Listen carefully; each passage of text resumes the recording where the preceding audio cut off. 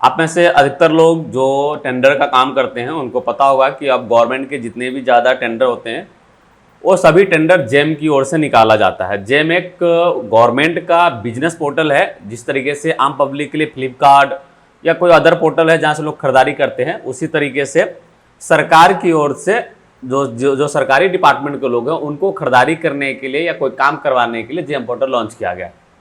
इसी पोर्टल से उनको खरीदारी करना होता है या जरूरत पड़ने पर टेंडर निकाला जाता है। सो आज के इस वीडियो में मैं आपको बताने जा रहा हूँ कि अगर आप कोई टेंडर भरना चाहते हैं तो कैसे आप उसको भर सकते हैं, वो आपको इस वीडियो में बताऊंगा। तो चलिए शुरुआत करते हैं। सो हाय एवरीवन, मेरा नाम विजय है और आप देख रहे हैं विजय सॉल्यूशन। तो जो टेंडर भरना मैं आपको बताने जा रहा हूँ, इस वीडियो को आप ध्यान से देखें। सबसे बड़ी दिक्कत यह है कि इसमें आप एक चीज़ भी छोड़ देंगे और आपका कुछ गलती हुआ तो आपको टेंडर आपका रिजेक्ट कर दिया जाएगा। तो सबसे ज़्यादा जरूरत होता है कि सब चीज़ सही से समझना, वो सबसे इंपॉर्टेंट पार्ट है। लोग को मैं देखता हूँ कहता है वो तो मैं 5 मिनट में भर लूंगा। ऑफकोर्स 5 मिनट में भर सकते हैं, लेकिन क्या आपको टेंडर क्वालिफाई कर पाओगे, ये सबसे बड़ा सवाल है। तो टेंडर भरना बहुत बड़ा टास्क नहीं है, वो आप इजीली कर सकते हैं, लेकिन उसको समझना मेन जो है और उसके अनुसार से डॉक्यूमेंट्स तैयार करके देना, ये जरूरी काम होता है। ओके, तो चलिए इसको इस वीडियो में थोड़ा सा डिटेल में बताएंगे कि कैसे आप भरेंगे वो सारी चीज़ें। तो चलिए बिना देरी के शुरू करते हैं। तो टेंडर भरने के लिए आपको क्या करना है, जेम पोर्टल के इस वेबसाइट पर आ जाना है। इस वेबसाइट पर आने के बाद आपको यहाँ पे लॉगिन का ऑप्शन मिलेगा। लॉगिन करके आपको अपना जेम आईडी लॉगिन कर लेना है। चलिए मैंने लॉगिन कर लिया है, उसके बाद मैं यहाँ पे आ गया हूँ। अब जब मेरा ये जेम पोर्टल लॉगिन हो गया तो नाम पूरा आपको दिखेगा। आपको इस पर जाकर माई अकाउंट पे क्लिक करेंगे, नाम आपको ऊपर में दिखेगा जब आपका लॉगिन हो जाएगा। अब आपको चूंकि टेंडर भरना है तो उसके लिए आपको क्या करना है, बीड वाले में जाना है और यहाँ पे लिस्ट ऑफ बीड में जाना है। अब यहाँ पे आने के बाद आपको दो ऑप्शन है, या तो आपके पास टेंडर नंबर होगा, मान लीजिए किसी ने टेंडर दिया है या नंबर कहीं से आपने निकाला है तो टेंडर नंबर आपको पास होगा, उससे आप निकाल सकते हैं। दूसरा आप सर्च कर सकते हैं। सो मेरे केस में मेरे पास टेंडर नंबर है, मैं वो टेंडर नंबर यहाँ पे डाल देता हूँ। तो अगर आपके पास पूरा जेम लिखा हुआ वाला टेंडर नंबर मिलेगा तो आपको एग्जैक्ट बीट पे सर्च करेंगे और यहाँ पे आपको टेंडर नंबर लिख देना है। जिस तरीके से अगर इस तरीके का आपको टेंडर नंबर मिलता है तो, और यह लिख करके आप सर्च करेंगे, यहाँ पे पहला ही टेंडर आपको इस तरीके से मिल जाएगा। यहाँ पे हमें दिखा दिया है और टेंडर में यहाँ पे दिखा देता है कि किस तरीके किसका टेंडर है और कितने तारीख से शुरू होकर कितने तारीख तक ये खत्म हो जाएगा, वो आपको लिखा हुआ मिलेगा। अगर आपको टेंडर के बारे में विशेष जानना है, ऑफकोर्स वो तो जानना ही पड़ेगा, नहीं तो उसके बिना कैसे काम होगा। तो उसके लिए आपको सिंपल सा इस पर क्लिक करेंगे। जैसे आप इस पर क्लिक करेंगे यह आपको टेंडर नंबर मिलेगा, इस पर आप क्लिक करेंगे और आपको यहाँ पे टेंडर नंबर जो टेंडर का डिटेल है वो सब कुछ मिल जाएगा कि क्या है नहीं है, कैसे आप इसको भर सकते हैं। इस तरीके से यह PDF मिल जाता है। इस PDF में टेंडर का सारा डिटेल होता है। ओके, जो भी आपको जानकारी चाहिए, सबसे पहला काम आपको यही है कि इस PDF को डाउनलोड करके और आपको अच्छे से पढ़ना है और समझना है। अगर आप लोग को समझने में ज़्यादा इशू हो रहा है तो आप हमारे से ट्रेनिंग ले सकते हैं। ट्रेनिंग में हम लोग टेंडर भरने से लेकर के प्रोडक्ट अपलोड L1 सब कुछ सिखाते हैं। सो आप वो ले सकते हैं। और इसके अलावा दूसरा जो हमारे पास ऑप्शन है कि मैं आपके लिए अब टेंडर भर के दे सकता हूँ। तो ये दोनों चीज़ें जो है पेड सर्विस, आपको फ्री सर्विस नहीं है, जिसके लिए नंबर नीचे दिया गया है। नीचे दिए गए नंबर पे आप कॉल करेंगे, आपको जो भी सर्विसेज चाहिए, चाहे आपको टेंडर सीखना हो, भरना या भरवाना हो, दोनों काम हो जाएगा। सो नीचे दिए गए नंबर पे तो कॉल तभी करें जब आपको पेड सर्विस की जरूरत हो। फ्री सर्विस जो है आपको मोबाइल पे नंबर पे हमारे नीचे दिए नंबर पे नहीं दिया जाएगा। सो इस बात का आप ध्यान रखें। चलिए अब आपको फ्री सर्विस के लिए मैं ये वीडियो बताने जा रहा हूँ, तो इसको ध्यान से देखें आप। सबसे पहले जरूरत होता है कि क्या क्या डॉक्यूमेंट्स मांगता है, तो यह सारे डॉक्यूमेंट्स आपको तैयार करके रखने होते हैं। जिसमें एक्सपीरियंस क्राइटेरिया मांगा जा रहा है, मतलब कि ऑफकोर्स आपका एक्सपीरियंस हो इस कैटेगरी में, इस काम के लिए, उसका आपको जो यहाँ पे बिल या कोई भी प्रूफ दे सकते हैं। यहाँ पे पास्ट परफॉर्मेंस मांगा जा रहा है। अब पास्ट परफॉर्मेंस का मतलब होता है कि जितना इनकी जरूरत है उसका आपको कितना % जो है आपके पीछे जो काम किए हो वो आपको बताना है।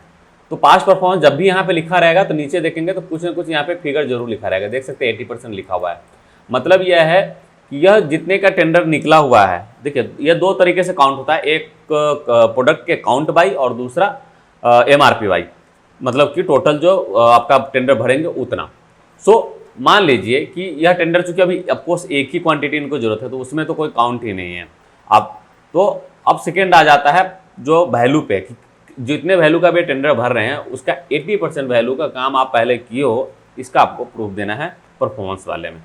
ओके, तो यह होता है। उसके बाद बीडर टर्नओवर कहा जाता है, जो कि आपको अपना टर्नओवर देना होता है। यहाँ पे सर्टिफिकेट जो है ATC मांगता है, तो ATC नीचे दिया हुआ रहता है, वहाँ से आप देख सकते हैं।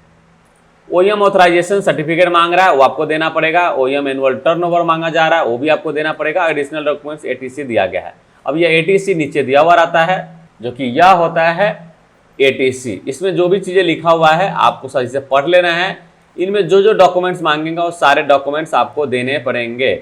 इसमें आप देखोगे तो सब चीज़ क्लियरली लिखा रहेगा हर एक पॉइंट को, तो ये आपको पढ़ना होता है और आपको समझना होता है। ऑफकोर्स मैं इस वीडियो में अगर आपको सब चीज़ बताने जाऊँ तो थोड़ा सा ज़्यादा टाइम लग जाएगा, तो आपको देख लेना है। वहीं अगर और एटीसी डॉक्यूमेंट्स देख सकते हैं कि यहाँ पे दिया हुआ है, इस पर क्लिक करेंगे तो यहाँ पे भी आपको यहाँ पे सब सारी चीज़ें मिल जाएगा कि क्या क्या इनको ज़रूरत है। तो इस तरीके से जितने भी पीडीएफ होगा वो आपको एक बार पढ़ना होगा आराम से, तब समझना होगा। सबको समझाना मुश्किल है एक वीडियो में, नहीं तो ये ज़्यादा लंबा हो जाएगा। ओके, तो यहाँ से आप डॉक्यूमेंट समझ लेंगे। अब एक चीज़ और कि मान लीजिए ये टेंडर जो निकला हुआ है अभी, या कहाँ का निकला हुआ और कहाँ देना है, ये भी तो आपको समझना है। सो उसके लिए दो ऑप्शन है आपको देखने का। या तो आप पीडीएफ में देख सकते हैं, पहला ऑप्शन ये है कि आप इसमें आके देख सकते हैं।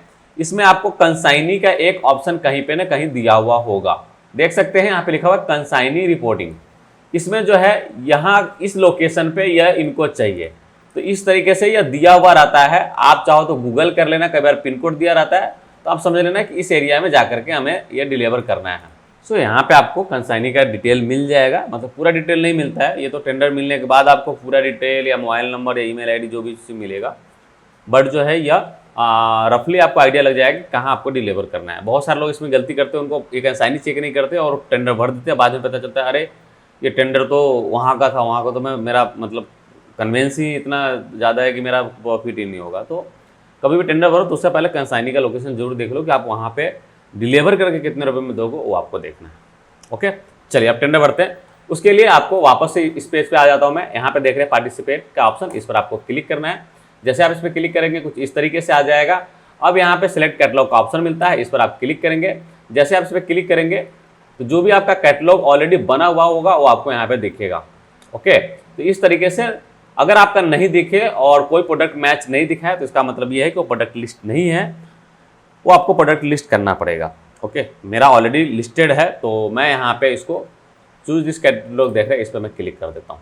जिसके बाद जो है यह आ गया है। अब मैं यहाँ पे इस पर क्लिक करूँगा और उसके बाद जो है आप यहाँ पे देख सकते हैं कि ये इस तरीके से आ गया है।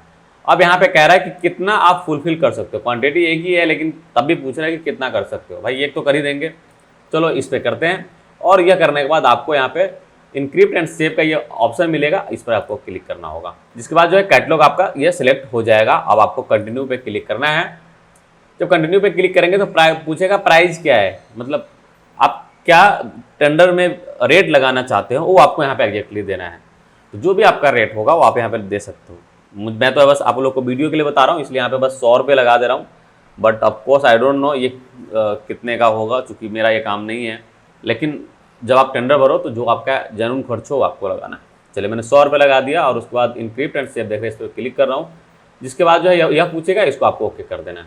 अब ओके करेंगे तो वही डॉक्यूमेंट्स मांगेगा जो मैंने आपको पीडीएफ में बताया है। देख सकते हो एक्सपीरियंस क्राइटेरिया मांग रहा है, तो यहाँ पे जो आपका एक्सपीरियंस का पीडीएफ होगा उसको अटैच कर देना है। सो यहाँ पे जो भी है मैं अभी चूँकि आप लोग को बता रहा हूँ, तो ऐसे ही कोई भी डॉक्यूमेंट्स यहाँ पे अटैच कर दे रहा हूँ। चलिए मैं यही वाला एक पीडीएफ है जो वीडियो वाला मैंने डाउनलोड किया था वही अटैच कर दे रहा हूँ। आप लोग ऐसा गलती मत करना, जब टेंडर भरो तो ऑफकोर्स आपको एक्सपीरियंस वाला जो पीडीएफ होगा वो अपलोड करना है। पास्ट परफॉर्मेंस यहाँ पे दिया गया है, पास्ट परफॉर्मेंस में आपको अपलोड करना है। उसके लिए इस पर क्लिक करेंगे, जो भी होगा वो आपको अपलोड करना है। मैं एक ही डॉक्यूमेंट्स अपलोड कर रहा हूँ, लेकिन आप लोग को अपना जो पास्ट परफॉर्मेंस का प्रूफ होगा वो आपको अपलोड करना है। बिडर टर्नओवर अपलोड करना है आपको, आपको टर्नओवर सर्टिफिकेट होगा वो आपको अपलोड कर देना है यहाँ पे। उसके बाद जो है सर्टिफिकेट रिक्वेस्टेड एटीसी, मैंने बताया है कि एटीसी कहाँ होता है, वहाँ से देख लेना है। जो जो डॉक्यूमेंट्स मांग रहा होगा सबको एक पीडीएफ बना करके यहाँ पे अपलोड कर देना है। ओईएम ऑथराइजेशन आपके पास होना चाहिए। ओईएम ऑथराइजेशन का मतलब ये होता है कि ये जो चीज़ें मांगा गया है वो जिस कंपनी का है उस कंपनी से आपका अप्रूवल होना चाहिए, तो वो सर्टिफिकेट लेकर के आप यहाँ पे दे दो। ओईएम टर्नओवर कहा जा रहा है आपको जिस कंपनी का आप सामान दे रहे हैं और जिसका आपको सर्टिफिकेट मिला है उस कंपनी से आपको टर्नओवर सर्टिफिकेट लेकर के और यहाँ पे अपलोड करना पड़ेगा उनसे। चलिए ये भी इसी की जगह पे मैं यही अपलोड कर रहा हूँ, लेकिन आप लोग को जो मैं कह रहा हूँ वो डॉक्यूमेंट्स अपलोड करना है।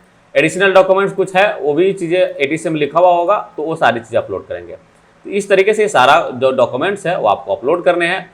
उसके बाद जो है यह एमएसएमई के लिए पूछता है, यस एंड नो में जो भी होगा वो आपको जवाब देना होता है। यहाँ पे उसके बाद जो है ईएमडी एग्जाम्शन आपको चाहिए तो आपको यस करना है। ईएमडी एग्जाम्शन सिर्फ उन्हीं लोगों को मिलता है जिसमें से स्टार्टअप ये सब सारी चीज़ ऑप्शन मिलता है, इसमें जो भी आपका है वो चुन लो। और उसके बाद जो है उसका प्रूफ जो है, जैसे यहाँ पे डॉक्यूमेंट्स दिया गया अपलोड करने का, वो आप अपलोड कर दो जो भी आपका है। यह करने के बाद आपको एमआई पूछा जा रहा है। एमआई का मतलब होता है मेक इन इंडिया। तो अगर आपका मेक इन इंडिया डॉक्यूमेंट्स है तो इसको यस करो, अगर आपका मेक इन इंडिया प्रोडक्ट है तो इसको यस करो और यहाँ पे बता दो। दो ऑप्शन मिलता है। पहला वाला ऑप्शन मिलता है कि अगर आपका 50% से एवं मेक इन इंडिया है तो पहला वाला चुनो, 50% से कम आपका मेक इन इंडिया है तो आपको दूसरा वाला यहाँ पे चुनना है। ये आपका यहाँ दिया गया है, जो भी हो वो चुन लो। उसके बाद जो है मेक इन इंडिया सर्टिफिकेट आपको अपलोड करना होगा। चलिए मैं ये अपलोड कर देता हूँ। मेक इन इंडिया सर्टिफिकेट आपको नहीं पता होगा तो एक बार आप सर्च कर लेना, आपको मिल जाएगा। मेक इन इंडिया सर्टिफिकेट जो है आपको यहाँ पर अपलोड करना होता है। उसके बाद जो है यह सेव कर लेना है। सारे डॉक्यूमेंट्स देने के बाद इस तरीके से आ जाता है।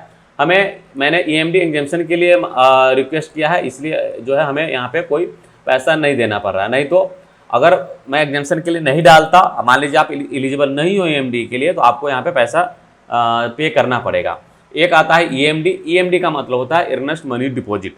ओके, तो यह आपको सिक्योरिटी के तौर पे एक तरीके से पैसा लेते हैं, तो वो आपको देना होगा, जो कि यहाँ पे 1,50,000 मतलब 1.5 लाख रुपए का है।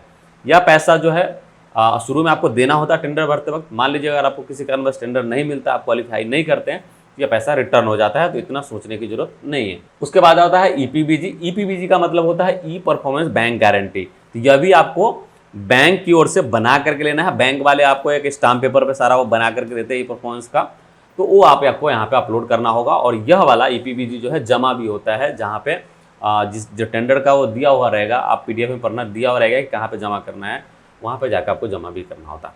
तो ये सारी चीज़ें दिया गया है। और यह करने के बाद अब आपको यहाँ पे ऑफकोर्स मेरा देना नहीं है इसलिए, नहीं तो इसकी डिटेल हमें दोनों भरना पड़ता। मुझे एग्जाम्शन यहाँ पे मैंने ले लिया है क्योंकि डॉक्यूमेंट्स अपलोड कर दिया, तो इसलिए सेव पे मैं क्लिक कर दे रहा हूँ। अब इसके बाद जो है इस तरीके से आ जाएगा। अब यहाँ पे देखोगे तो सब कुछ जो है आ गया है। अब यहाँ पे आपको इस पर क्लिक करना है। वेरीफाई विथ ओटीपी देख रहे हैं, इस पर आपको क्लिक करना है। जिसके बाद जो है ओटीपी आपको आपके मोबाइल पे आएगा, ओटीपी आपको यहाँ पे दे देना है और उसके बाद जो है वेरीफाई पे क्लिक कर देना है। जैसे वेरीफाई पे क्लिक करेंगे इस तरीके से देख सकते हैं कि बिल जो है हमारा भरा गया है, मतलब टेंडर हमने भर लिया है। सिंपल सा यही प्रोसेस होता है टेंडर भरने का, कोई ज़्यादा ऐसा कुछ नहीं है, आप इजीली भर पाएंगे। लेकिन मेन है डॉक्यूमेंट्स को पढ़ना, मतलब पीडीएफ पढ़ना, उसको समझना, और तभी जो है आप जाकर के ये टेंडर सक्सेसफुली अच्छे से भर पाएंगे। और जो है आपका अगर टेंडर में आपका लोएस्ट रेट होता है और आप सारा डॉक्यूमेंट सही देते हैं तो आपको टेंडर मिल जाएगा। तो इस तरीके से टेंडर भरा जाता है। उम्मीद है आपको सारी चीज़ समझ में आ गया होगा। तो इस तरीके से सिंपल सा स्टेप से आप टेंडर भर सकते हैं। अगर कोई क्वेरी है, कुछ और जानना चाहते हैं तो नीचे कमेंट करके पूछ सकते हैं। वहीं अगर आपको पेड सर्विस चाहिए, चाहे टेंडर भरवाना हो या पूरा ट्रेनिंग लेना हो, तो नीचे दिए गए नंबर पर कॉल कर सकते हैं। आपको सारा जानकारी दिया जाएगा और आप जो है ट्रेनिंग या जो भी काम है आप करवा सकते हैं। लेकिन वो पेड सर्विस होगा, उसके लिए आपको पैसे चार्ज करना पड़ेगा। बहुत बहुत धन्यवाद।